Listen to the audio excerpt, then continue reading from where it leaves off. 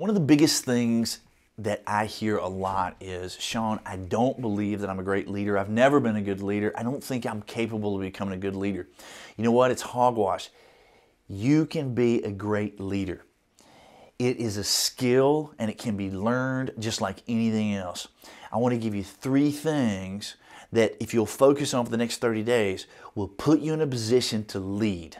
Okay, number 1, it's always your fault. No matter what the situation, no matter what the circumstances is, if you're not reaching a particular goal or if somebody's not being or doing the things that they need to be and do on your team, remember, you're the captain of the ship. You set the expectations. You determine what is allowed and what is not allowed. So it is always somehow, some way, your fault. Great leaders understand this and they take it as the number 1 thing that they focus on, not because it's about blaming yourself or beating yourself up. No.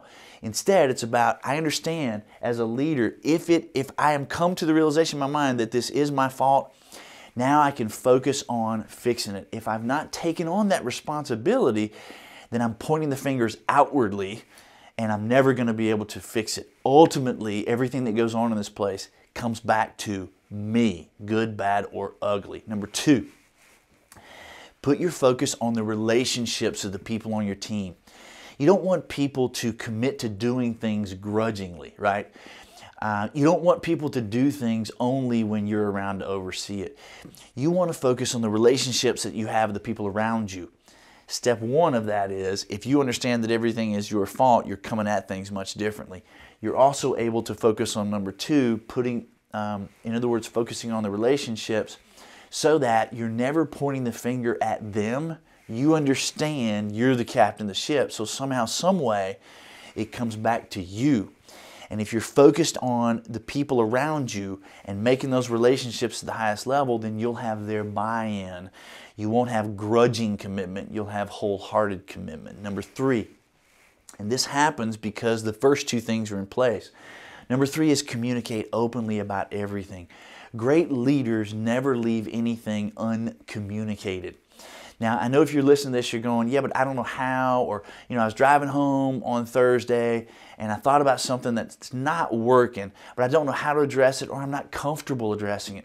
Well, remember, you've already changed that in the first 2 things. Your focus is on the relationships of the people around you and you're taking responsibility as the captain of the ship. You know it's your fault. Those 2 things should allow you to communicate about anything in a way that's not pointing the finger accusationally at someone else. And at the end of the day, if you want to have great results, if you want to have people who are coming together and working at the highest level together, then you got to have these 3 things in place. It's always your fault. Your focus is on the relationships of the people around you and you communicate openly about everything. If you're doing those 3 things, that's the first step toward getting leadership off the ground. And that's the only way you're going to have the people on your team coming together to support one another at the highest level rather than working unknowingly against one another. And that's what you're after. And that's what I want for you. I want this to be the best year ever, and I want you to feel confident about your ability to lead. So focus on, it's always your fault. Focus on relationships and focus on communicating openly. Go to our thecrabtreegroup.com website. Click on YouTube, hit subscribe. Every video we cut will then go directly to your inbox. I'm Sean Crabtree. I want this to be the best year ever for you.